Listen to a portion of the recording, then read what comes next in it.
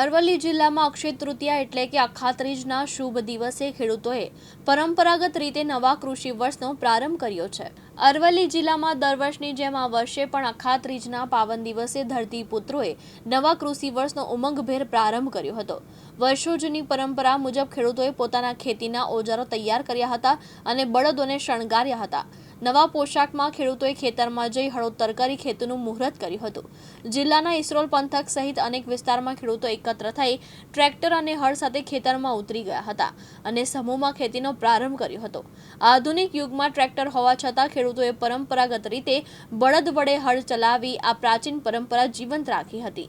ખેડૂતો દ્વારા ખેતરમાં ઘઉં, મકાઈ, બાજરી, મઠ અને મગ જેવા ધાન્યનું પ્રતિકરૂપ વાવેતર કરીને નવા કૃષિ વર્ષ માટે શુભ શરૂઆત કરી હતી। આ પ્રસંગે ખેડૂતોએ બળદોને કુમકુમ તિલક કરી મોઢું મીઠું કરીને સામૂહિક રીતે ખેતરમાં જઈ ખેતી શરૂ કરી હતી, જે ગ્રામ્ય સંસ્કૃતિ અને એકતાનું પ્રતીક છે। આજે અખાત્રીજના દિવસે અમે શુભ મુહૂર્તે આ દર વર્ષે કરતા હોય એમ કરીએ છીએ। 7 દાન અનાજ ભેગું કરી ઘઉં, મકાઈ, બાજરી, જવ જે તે 7 અનાજ ભેગું કરી અને અમે આ મુહૂર્ત કરતા હોઈએ છીએ। દર સાલ અમારું વર્ષ સારું જાય એ રીતે સારું મુહૂર્ત જોઈને અખાત્રીજના દિવસે મુહૂર્ત કરતા હોઈએ છીએ। આ અખાત્રીજનો દિવસ ખેડૂત માટે બહુ મહત્વનો હોય છે। એમાં ખેડૂત લોકો બધા ગામના મળી સાધ્ય પરિવાર ભેગા મળી જૂથમાં મળીને હળોતરાનું એક આગોતરું આયોજન કરતા હોઈએ છીએ।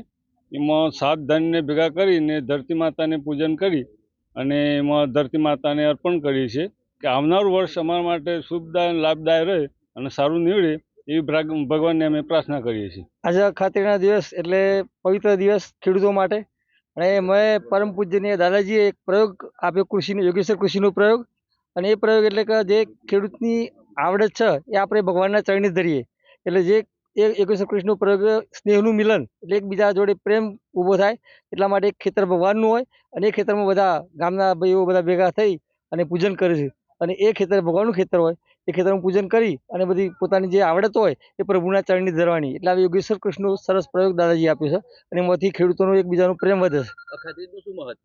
અખાત્રી એટલે ખેડૂતો માટે બહુ વધારે મહત્વ ગણાય, કારણ કે અખાત્રીના દિવસે ખેડૂતો પોતાના જમીનનું પૂજન કરે છે અને પૂજન કરી અને અખાત્રીનો દિવસ જે સારું જાય તો આખું વર્ષ સારું જાય ખેડૂતો માટે, એટલા માટે અખાત્રીના દિવસે પૂજન કરવામાં આવે છે। જયદીપ ભાટિયા, દિવ્યાંગ ન્યૂઝ, અરવલ્લી।